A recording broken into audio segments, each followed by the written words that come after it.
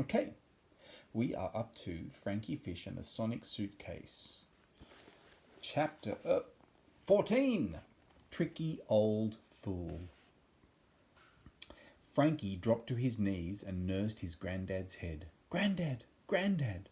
No response. "Everybody move back," came the eerily familiar voice of Nurse Hopley. The crowd reluctantly dispersed as Nurse Hopley knelt at Alfie Fish's side. "What's his name?" she asked Frankie, who was rendered speechless.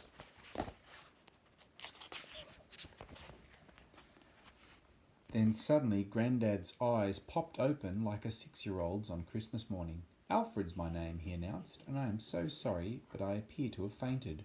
Nurse Hopley helped Grandad to his feet, and as he rose he gave Frankie a wink. "What a tricky old fool," Frankie thought to himself. "Are you feeling okay?" Nurse Hopley asked Grandad with concern. "I'm feeling quite wonderful. Say, has anyone ever told you how beautiful your eyes are?" Alfie murmured, as Frankie looked around for a sick bag. "Oh, we are a sweet talker, aren't we?" Nurse Hopley laughed. "Grandad, we really need to get going," urged Frankie, looking at the clock on the wall. "I suppose you're off to the big race then, like everybody else," smiled Nurse Hopley. "I'm working, but I'm going to listen to it on the radio. Depending on the outcome, I might have a date tonight with a dashing young driver." "Is that right?" chuckled Grandad, clearly assuming that she meant a date with his younger self. Nurse Hopley flushed the colour of a tomato trapped in a lava lamp. "I don't normally share any personal information like that with strangers," she said, "but I feel like I know you somehow." She stared at Grandad like she was trying to work out the answer to a question she didn't understand. "Have we met before? You look so familiar." "No," Grandad stammered, and then added, "although some people think I look like a young Mick Jagger." "No, they don't." "Mick who?" asked Nurse Hopley. "Never mind him," said Grandad quickly. "Who is the lucky driver?" Nurse Hopley flushed even deeper. "Clancy Fairplay," she blurted. "He was a patient here once. He had a nasty bout of gout, and he's been... What's he been? He's been pestering me ever since for a date. I finally said I'd have dinner with him if he wins the big race today. He's a bit full of himself, but a promise is a promise." Grandad groaned loudly. Nurse Hopley looked worried. "Sir, you've gone a little pale," she said. "Are you going to faint again?" Grandad shook his head. "He's fine," said Frankie hastily, pulling his Grandad towards the exit. "Sorry, we've got to get going. Bye, thanks, bye." Nurse Hopley gave them a confused wave and, with a strange look, turned back to her station. "A date with Clancy Fairplay," Grandad moaned as they left the building. "Mavis never mentioned anything about that before, not in over 50 years of marriage." Frankie had gone cold. Was this yet another example of time breaking down? Thunder clapped above them. Frankie felt a sudden urge to look in the mirror. "Grandad, how's my face?" he asked worriedly. Grandad glanced at him. "It's weird. Like normal," he snapped. "But we've got bigger fish to fry, Frankie. If Clancy wins the race, I could lose Mavis, and if I win the race, I lose." "Everybody," finished Frankie. "We all lose." Oh no. Chapter 15. Worst ice cream ever. The track was only a few hundred metres from the hospital, and the road was full of racing fans making their way to the big race. Men walked with children on their shoulders, and kids waved colourful homemade flags. There were festive chants, feverish cheering, and fitful clapping. But the mood of the two fishmen was entirely different. The excitement of their whirlwind tour had been replaced with a much heavier feeling. Things were not looking good for the future of the Fish family. As they neared the entrance to the track, Grandad suddenly stopped and bent down. For a minute, Frankie thought he had fainted again, but he came up holding a coin in his right hand. "About time we had some good luck," said Grandad. There was a little spark in his eyes, as if he had just had an idea. "Do you like ice cream, Frankie?"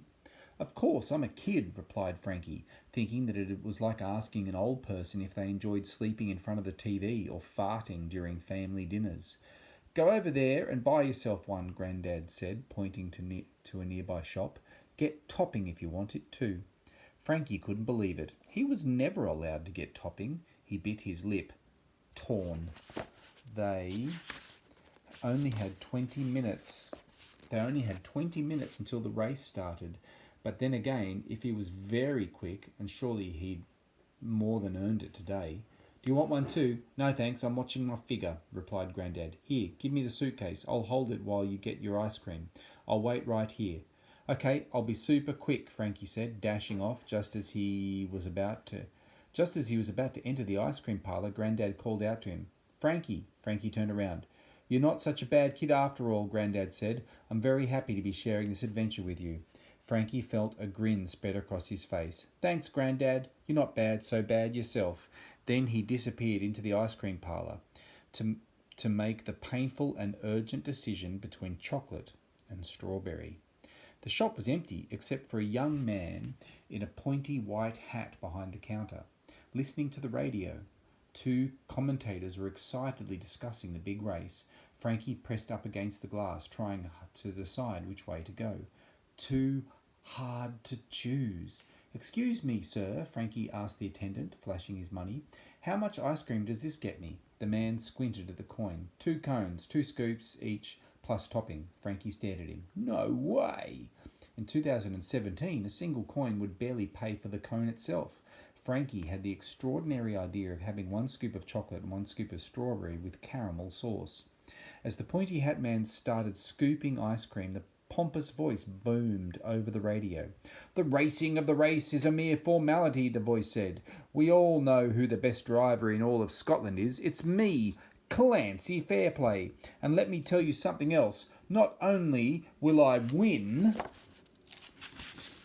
the big race, but I'll also win the heart and hand of the most beautiful woman in Glasgow, Miss Mavis Hopley, he declared, like Nana Fish was a prize to collect. Clancy Fairplay, that man is such a scoundrel that even his name lies, scoffed Pointy Hat Man. That germ doesn't have a fair bone in his body. If he even thinks of coming into this shop again, he'll have another thing coming. Why? Asked Frankie. I had to toss him out of here a couple of weeks ago, the man snorted. He slapped a child just because he asked him for an autograph. That's terrible, gasped Frankie. He thought that if he ever saw Clancy Not So Fair Play in person, he'd kick him right where the sun doesn't shine, though in Scotland that could be anywhere. Clancy's voice kept blathering on as Pointy Hat Man piled the strawberry scoop on top of the chocolate. Alfie Fish may be fast, but he lacks the control and discipline it takes to be a great driver. He makes emotional decisions. If he were on my team, I'm not sure I would trust him to do what he says he'll do. As Pointy Hat Man handed Frankie the towering cone of ice cream in exchange for the coin, Frankie's mind began racing. His smile, which a minute ago had been as wide as a pair of elephant speedos, was now as narrow as a sparrow's bow tie. Clancy Fairplay's words replayed in his head. I'm not sure I would trust him to do what he says he'll do. Frankie hurriedly left the ice cream parlour, his cone trembling. Grandad had said he'd wait for him on the other side of the street, but Grandad was gone. A lady in a fur coat approached, carrying a small, shaggy dog. It was difficult to make out where the dog ended and the coat began. Are you Frankie? Frankie Fish? She asked, in a thick Scottish accent. As if she wasn't saying Frankie's own name, he wasn't sure he would have understood her. Yes, he replied meekly as a trickle of chocolate ice cream ran down his thumb. Your granddad asked me to tell you he had to go and make things right, she explained. He said he'll see you when it's done. Frankie had a bad feeling in the pit of his stomach. He hardly noticed as the strawberry scoop slipped off his cone onto the wet cobblestones. Then the chocolate one slid off after it, like the world's sweetest avalanche. Oh, you dropped your ice cream, said the furry lady as her dog went crazy and struggled to the ground. Ruffles loves ice cream. Ruffles did love ice cream. His fat little tongue lashed all over Frankie's favourite sneakers, but Frankie was too preoccupied to notice.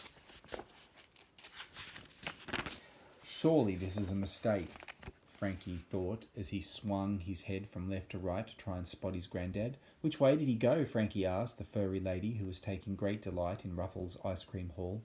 That way, dear, she said, pointing down the road in the direction of the big race. Are you feeling okay? Your face looks a little funny. Frankie pressed his fingers into his face as he looked into the butcher's window at his reflection. Somehow his eyes looked narrower and his cheeks were fatter. This is not good. "I'm fine," muttered Frankie as he hurried away, but he wasn't fine. Frankie's head was full of thoughts, none of them very funny at all.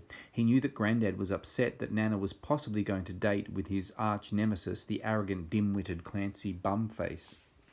But he also knew that Grandad, for all his flaws, was crazy about Nana Fish. He would do everything in his power to stop that from happening, which could only mean one thing. Grandad was on his way to talk to young Alfie Fish. He was either going to make the same mistake all over again, or worse yet, he might confess everything about their time travelling, in which case the authorities would lock him up forever and throw away the key, because he would sound insane. Either way, it meant that Frankie and his family would disappear forever. Worst ice cream ever.